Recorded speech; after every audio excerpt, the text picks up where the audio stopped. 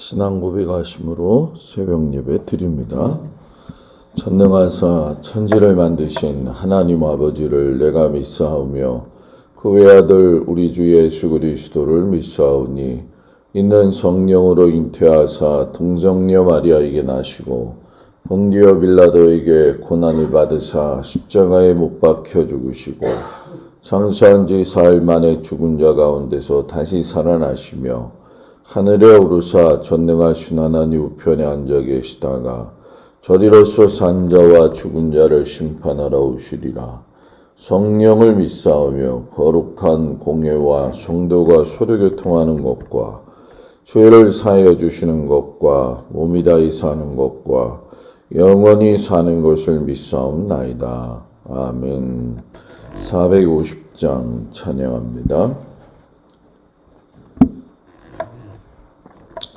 450장.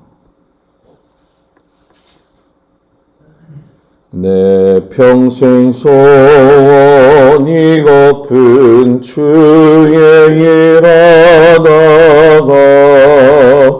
이 세상 이별하는 날 주 앞에 가리라. 꿈같이 헛된 세상이 취할 것 무엇냐. 예수 보암만 하여도 헛된 것뿐이세. 불같은 시련만이나 겁내지 맙시다. 구주의 권능 그 신이 이기고 남겠네. 금보다 귀한 믿음은 참복에 되도다. 이 진리 믿는 사람들 다 복을 받겠네. 살같이 빠른 광음을 주 위에 맡기세. 온몸과 마음을 바치고 힘써서 일하세.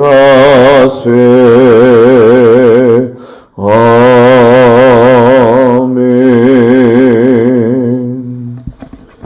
오늘 우리가 읽을 말씀은 고린도전서 1장에서 4장까지의 말씀이 되어집니다. 읽을 말씀은 3장 1절에서 15절까지 말씀이 되어집니다. 고린도전서 1장에서 4장, 우리가 읽을 말씀은 3장 1절에서 15절까지 말씀을 다 같이 공독합니다. 형제들아, 내가 신령한 자들을 대함과 같이 너희에게 말할 수 없어서 육신에 속한 자 곧 그리스도 안에서 어린아이들을 대함과 같이 하노라. 내가 너희를 젖으로 먹이고 밥으로 아니하였노니 이는 너희가 감당하지 못하였음이거니와 지금도 못하리라. 너희는 아직도 육신에 속한 자로다. 너희 가운데 시기와 분쟁이 있으니 어찌 육신에 속하여 사람을 따라 행함이 아니리요. 어떤 이는 말하되 나는 바울에게라 하고 다른 이는 나는 아볼로에게라 하니 너희가 육의 사람이 아니리요. 그런즉 아볼로는 무엇이며 바울은 무엇이냐. 그들은 주께서 각각 주신 대로 너희로 하여금 믿게 한 사역자들이니라. 나는 심었고 아볼로는 물을 주었으되 오직 하나님께서 자라나게 하셨나니 그런즉 심는 이나 물 주는 이는 아무것도 아니로되 오직 자라게 하시는 이는 하나님뿐이니라. 심는 이와 물 주는 이는 한 가지이나 각각 자기가 일한 대로 자기의 상을 받으리라. 우리는 하나님의 동역자들이요 너희는 하나님의 밭이요 하나님의 집이니라. 내게 주신 하나님의 은혜를 따라 내가 지혜로운 건축자와 같이 터를 닦아두매 다른 이가 그 위에 세우나 그러나 각각 어떻게 그 위에 세울까 조심할지니라. 이 닦아둔 것 외에 능히 다른 터를 닦아둘 자가 없으니 이 터는 곧 예수 그리스도라. 만일 누구든지 금이나 은이나 보석이나 나무나 풀이나 집으로 이 터 위에 세우면 각 사람의 공적이 나타날 터인데 그날이 공적을 밝히리니 이는 불로 나타내고 그 불이 각 사람의 공적이 어떠한 것을 시험할 것이라. 만일 누구든지 그 위에 세운 공적이 그대로 있으면 상을 받고 누구든지 그 공적이 불타면 해를 받으리니 그러나 자신은 구원을 받되 불 가운데에서 받은 것 같으리라. 아멘. 오늘도 주님 앞에 온 성도들을 축복합니다. 고린도 전서 후서는 이제 어제 말씀을 드린 것처럼 여러 가지 많은 문제가 있었던 교회에 보냈던 편지를 보게 되어지죠. 왜 교회가 분열이 되어지느냐? 바울은 단적으로 이야기하기를 자신의 지혜로 다른 사람을 판단하기 때문이다. 이렇게 얘기를 하죠. 그래서 서두 부분에도 계속적으로 바울이 강조하는 것은 교회가 사람의 지혜가 아닌 하나님의 지혜로 서로 인정하고 작은 차이가 있다고 한다면 그걸 감싸줌으로 인해 가지고서는 하나가 되는 것이고 그것이 제일 아름답게 표현되어진 것이 고린도전서 13장에 나와 있는 여러분들이 잘 알고 있는 사랑장의 내용이죠. 그래서 사랑은 모든 허다한 것을 덮느니라 라고 말씀을 하셨던 거죠. 고린도 교회가 우리가 어제도 잠깐 그런 이야기를 했지만 여러 종류의 파가 생겨나게 되어지는데 그 파가 생겨나게 되어진 부분들은 우리가 고린도 교회에서 머물면서 바울이 1년 6개월 동안 애쓴 수고의 결과이기도 하지만 좋은 결과는 아니었다라는 거죠. 왜냐하면 우리가 신앙생활에서 집중해야 될 거는 사람이 아니라 하나님이기 때문에 그렇다는 거죠. 오늘 바울이 인사를 이 고린도 교회에다가 이야기하면서 교회의 본질이 무엇이냐 이것을 이야기하게 되어지는데 교회는 하나님 아버지와 주 예수 그리스도 은혜와 평강이 있기를 원하노라. 그 첫 번째 1장에서 3절까지 말씀을 보면서 느낄 수 있는 것이 성령으로 거듭난 예수 안에서 거룩해지고 구별된 사람들이 모인 것이 교회다라는 얘기죠. 어찌 보면 허물 많은 인생들인데 그리스도 예수 안에 이런 표현을 쓴 거 보게 되어진다면 이 그리스도 안에서의 성도의 삶이라 하는 건 성도는 하기오스인데 하나님께 바쳐진 자, 구별된 자라고 하는 의미가 있죠. 저도 그렇고 여러분들도 그렇고 하기오스라는 거예요. 하나님께 바쳐진 자고 구별된 자라는 얘기죠. 그렇기 때문에 성도가 그리스도 예수 안에서 거룩해짐으로 말미암아 예수 그리스도의 이름을 부르는 모든 자들의 모임이 교회다라고 이야기를 해요. 그러면서 먼저 고린도 교회를 여러 가지 중에서 칭찬할 거를 말씀하죠. 그래서 5절에 보게 되면 1장에 너희들이 좋은 언변과 하나님의 지식이 풍족한 것에 대해서 내가 감사하고 6절에 보면 너희들이 또 말씀 안에서 견고하게 된 것이 감사하고 7절에 보면은 모든 은사에 부족함이 없음에 대해서 감사하고 그리고 8절과 9절에 보게 되어지면은 주님 오실 그날에 책망할 것이 없는 자로 너희들로 하여금 인도하시고 계신 주님과 함께 교제하는 것에 대해서 감사한다라고 이야기를 해요. 그리고 나서 본질적인 문제인 분열, 파당에 대해서 이야기를 하게 되어지는데, 이 분쟁과 파당의 문제는 당시에 고린도 교회의 문제만이 아니라 우리 현실적인 교회 안에서도 일어나는 문제죠.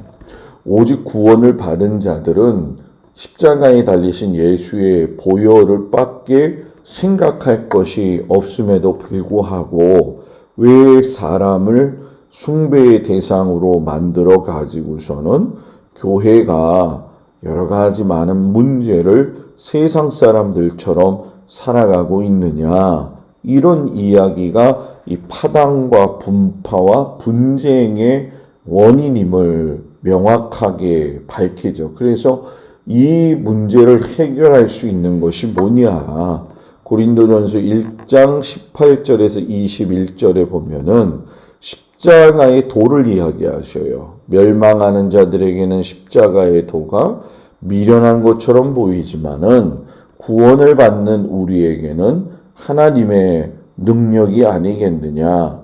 인간의 지혜로는 성령의 인도하심이 무엇인지도 모르고 십자가의 도가 무엇인지도 모른다는 거예요.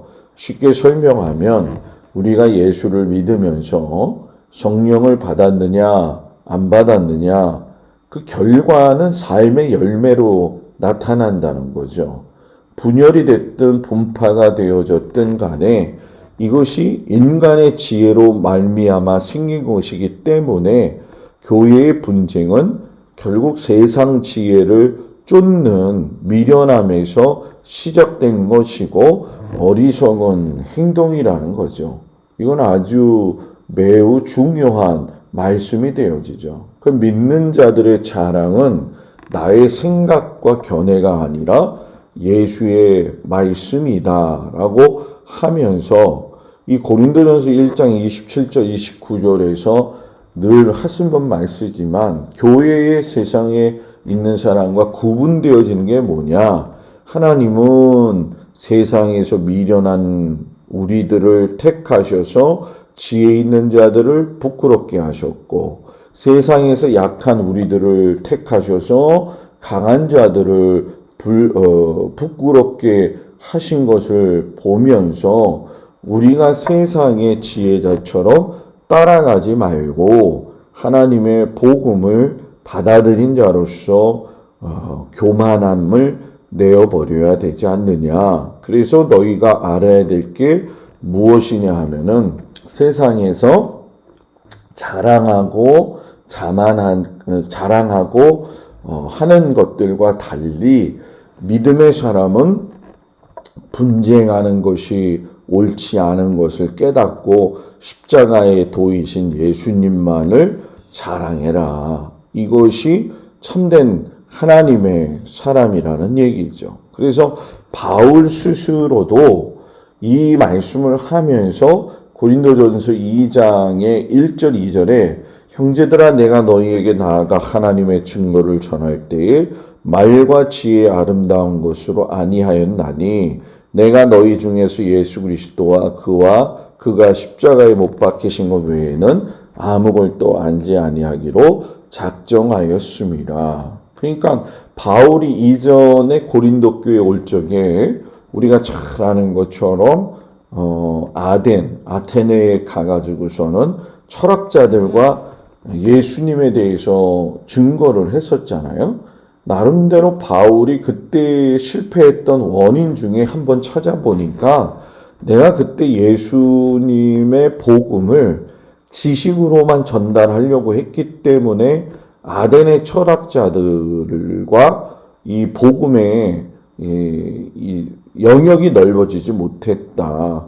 이 하나님의 말씀 복음은 사람이 말로 지혜로 한다고 해가지고 되는 것이 아니라 오직 예수 그리스도와 그의 십자가의 깊은 뜻을 전하는 것이 좋은 것이고 그것이 맞도다 하면서 성령의 사람이 세상 사람과 다른 사람이 바로 이것이다 라고 이야기를 하는 거죠. 그래서 이 지혜에 대해서 이야기하면서 너희가 이 하나님의 지혜를 내가 받아가지고 너희들에게 복음을 전했던 것처럼 너희들도 하나님의 지혜를 받아야 되는데, 이 지혜가 고린도전서 2장 7절에 보면은 오직 은밀한 가운데 있는 하나님의 지혜를 말하는 것으로서, 그러니까 이 지혜가 드러난 지혜가 아니라 은밀한 지혜이기 때문에 10절 11절에 가서 보면 이 장에 하나님이 성령으로 이것을 우리에게 보이셨으니 하나님의 깊은 것까지도 성령님은 통달하시느니라 하시면서, 성령은 구원받은 사람에게 있어서 하나님이 주신 선물이고 믿는 자들은 성령의 가르침을 따라서 살아야 된다라는 거죠. 그래서 그걸 단적으로 성령 받은 사람은 2장 16절에서 누가 주의 마음을 알아서 주를 가르치겠느냐, 우리가 그리스도의 마음을 가졌느니라. 예수의 마음을 가지고 사는 것이 성령 받은 사람들인데, 너희들의 지금 현실은 육에 속한 사람들로서 서로 간의 분쟁과 더불어서 팔을 이룬 것은 너희들이 그리스도의 마음을 뭐예요?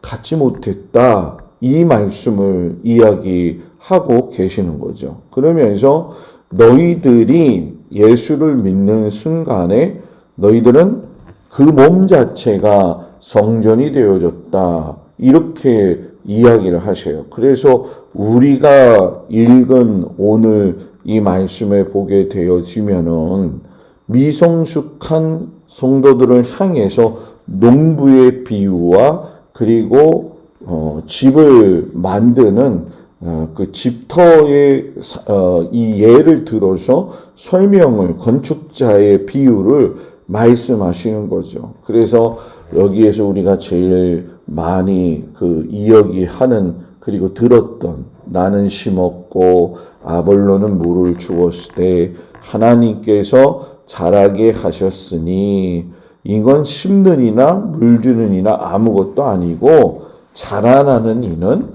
자라나게 하시는 이는 하나님 뿐이시다. 우리가 농사 지으면서 얼마나 많이 경험하는 겁니까? 많이 경험하는 거죠. 그래서 내가 심든 아볼로가 물을 주었든 교회를 자라나게 하시는 분은 오직 하나님이시다. 그래서 교회를 걱정하라고 세워진 게 아니라 하나님으로 인하여 자라나도록 내가 중요한 그 역할들을 잘 감당하는 것이 가장 큰 은혜라는 거죠. 그러면서 건축자의 비유를 들어서 고린도전서 3장 10절 11절에 보면, 하나님의 은혜를 따라 내가 지혜로운 건축자와 같이 터를 닦아두매, 자기가 터를 닦아뒀다라는 거죠.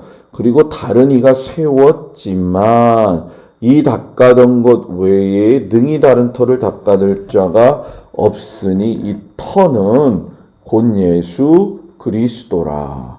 터를 닦은 사람, 터 위에 건물 지은 사람. 그러니까 닦고 짓는 게 중요한 게 아니라 터가 중요하다. 그 터가 누구냐?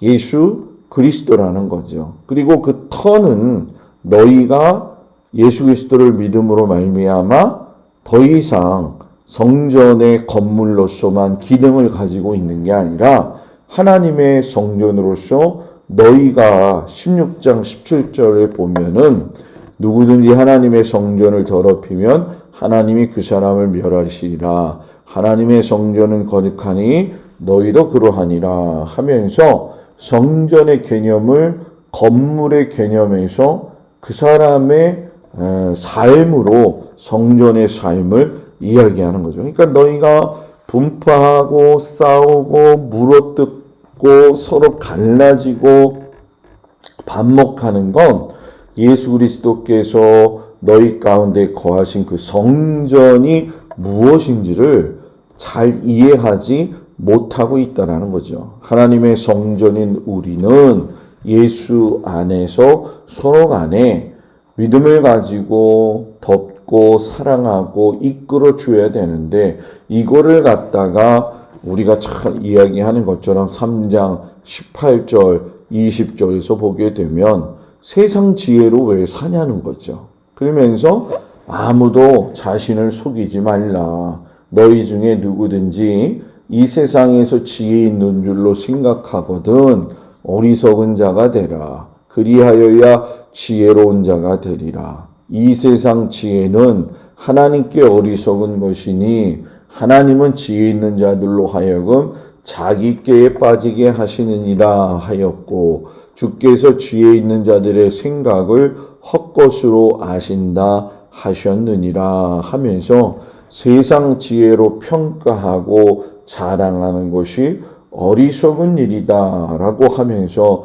고린도 교회 성도들에게 너희는 세상의 지혜가 아닌 예수님의 지혜와 세상에 속한 사람이 아닌 예수 그리스도께 속한 사람으로서 살아야 된다라고 말씀을 하고 계시죠. 그러면서 이 편지에 대한 내용을 이제 4장에 들어가면서 이야기할 적에 너희는 이 말씀을 갖다가 판단하지 말아라. 이렇게 3절에서 이야기하죠. 너희에게나 다른 사람에게나 판단받는 것이 내게는 매우 작은 일이라. 나도 나를 판단하지 아니하노니. 그러니까 이 분쟁과 파당에 있는 사람들은 자기 생각들이 너무 옳기 때문에 바울이 아무리 권면을 했어도 그 말씀을 순수하게 받아들이지 않았을 거라는 거죠. 판단만 했을 거라는 거죠. 그래서 자기를 갖다가 이야기할 적에 나는 고린도전서 4장 1절 마땅히 우리를 그리스도의 일꾼이요 하나님의 비밀을 맡은 자로 여길지어다.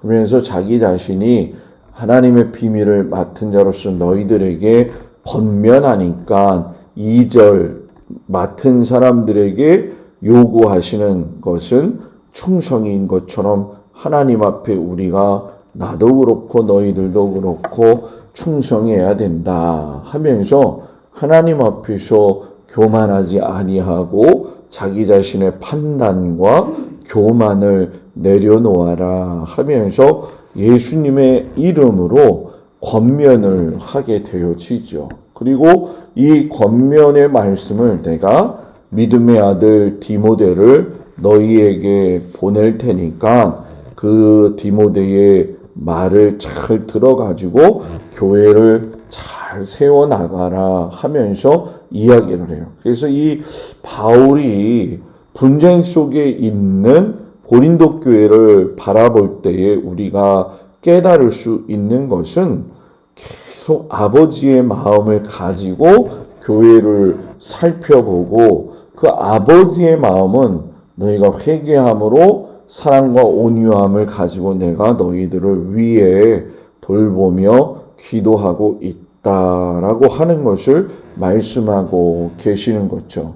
우리들은 이 바울이나 아볼로나 뭐 이런 개바파 이런 스스로 잘한 사람들처럼 우리도 생각할 때가 많이 있잖아요. 그러니까 오늘 이 바울의 서신을 보게 되면 부모의 마음으로 고린도 교회 성도들을 사랑하고 있구나. 그래서 고린도전서 4장 14절에 오직 너희를 내 사랑하는 자녀같이 권하려 하는 것이라 하는 말씀을 하게 되어지죠.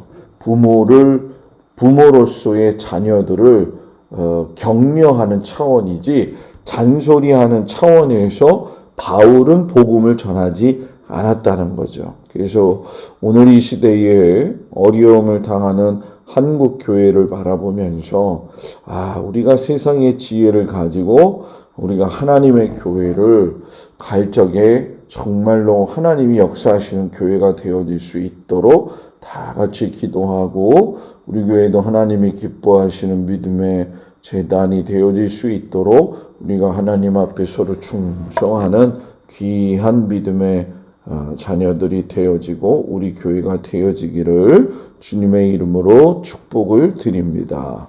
기도하겠습니다. 은혜로우신 아버지 하나님, 사람의 지혜로 우리가 살지 말게 하시고 우리의 짧은 생각을 가지고 하나님께서 일하시는 것을 아버지 제한하지 말고 넓게 열어서 하나님이 마음껏 일하실 수 있도록 은혜를 부어 주시옵소서. 피차간에 분쟁이 있던 고린도 교회가 예수 그리스도의 말씀으로 하나가 되어지고 성령 안에서 충만한 은혜를 받고 다시금 회복되어진 그 역사가 우리들 가운데에도 한국교회 위에도 이 나라 이민족 위에도 함께하여 주옵소서. 돌보시고 인도하시는 하나님이 성도들의 가정과 일터를 붙들어 주시옵시고 하나님께서 또한 귀한 자녀들을 붙들어 주셔서 모든 사업과 터전과 일터와 환경과 가정에 하나님의 놀라우신 인도함을 통하여 하나님의 지경이 넓혀지는 은혜가 임하게 하시고 건강으로 지키시고 눈동자와 같이 붙들어 주시고 하나님이 함께 동행하여 주옵소서. 예수님의 이름으로 기도드렸사옵나이다. 아멘. 하늘에 계신 우리 아버지여, 이름이 거룩히 여김을 받으시오며 나라의 마옵시며 뜻이 하늘에서 이루어진 것 같이 땅에서도 이루어지이다. 오늘날 우리에게 일용할 양식을 주옵시고 우리가 우리에게 죄 지은 자를 사하여 준 것 같이 우리의 죄를 사하여 주옵시고 우리를 시험에 들지 말게 하옵시며 다만 악에서 구하옵소서.